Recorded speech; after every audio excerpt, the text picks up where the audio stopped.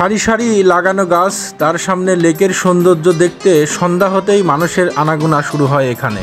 ঠিক তারই বিপরীত পাশে আকাশচুম্বী এই উচ্চতল ভবন দেখতে বিশ্বের নানান প্রান্ত থেকে হাজারো মানুষের ভিড় জমে এই জায়গাটিতে।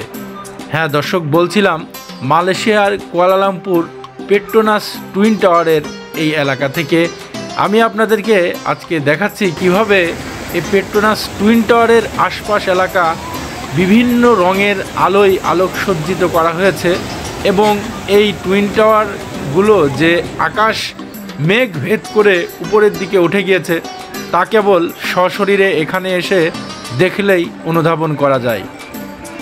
এর প্রকৃত সৌন্দর্যে বিমোহিত হলে অবশ্যই এখানে সশরীরে এসে উপস্থিত হতে হয় দর্শক। আর এসব দেখতে দেখতে আপন মনেই প্রশ্ন জেগে ওঠে, মহান আল্লাহ তাআলা মানুষের মাথায় কত বুদ্ধি দিয়েছেন।